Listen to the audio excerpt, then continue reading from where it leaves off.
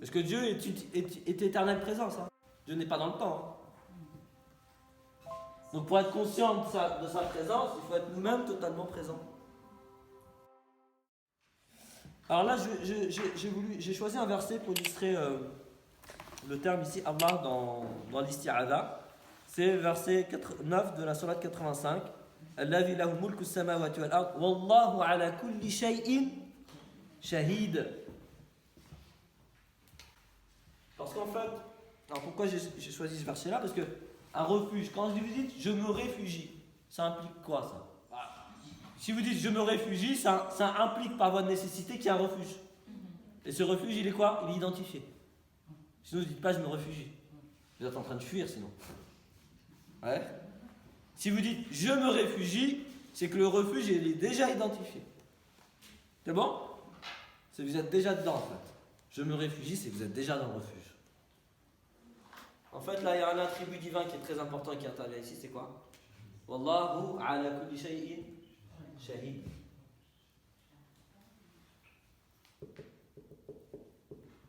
C'est qu'il y a des gens qui cherchent Dieu partout, sauf là où il se trouve, entre guillemets. Vous voyez ce que je veux dire?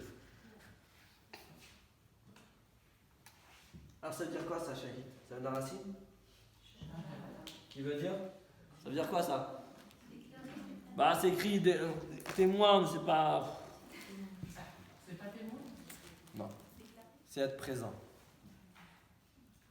Avec un grand P. Présence physique, métaphysique, physiologique, spirituelle, corporelle, conscience. C'est la présence, c'est être présent. Et ça, shahid, c'est une forme aboutie. Donc Dieu se présente à nous comme quoi? Comme l'absolue présence. Il ne faut pas chercher en fait. Il est là. C'est nous qu'on doit se chercher nous et on ne doit pas chercher Dieu.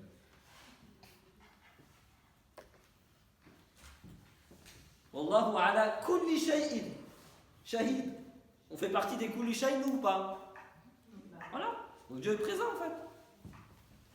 C'est l'absent qu'on cherche, non? Celui qui n'est pas là qu'on va chercher. Mais celui qui est là, il faut aller le chercher. Ok.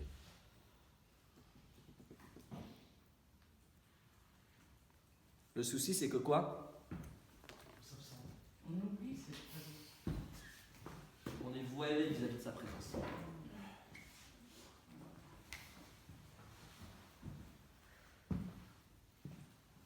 Donc en fait, ne se réfugie que celui qui arrive à quoi? À ne plus être voilé de sa présence. Et pour ne plus être voilé de sa présence, il faut être soi-même totalement présent. Totalement présent. Là, bien sûr, là, vous êtes présent physiquement. Mais il y a combien de fois vos esprits sont partis loin, ils sont revenus? Voilé, oubliez quelle est la différence. Bah, oublier, c'est la conséquence. Ouais. Est-ce que vous avez déjà... bon, c'est pas bien, mais ça fait partie des techniques, c'est comme ça. Vous voulez faire oublier quelque chose à un enfant. Il y a un enfant, il veut un objet, vous lui faire oublier. Comment vous faites? On détourne l'attention. Vous le voilez, le truc. Non, une fois qu'il est voilé, classe, il est plus dans. Ouais. Pour ça, il y a un lien, mais l'oubli, c'est la conséquence du voilement. C'est bon? Quand on est voilé, forcément, on oublie. Bah, c'est ça qui est intéressant, c'est pour ça que l'enfant est un maître, il nous apprend plein de choses. Hein. Et nous-mêmes, être présent ici et maintenant. Être totalement présent à l'ici et maintenant.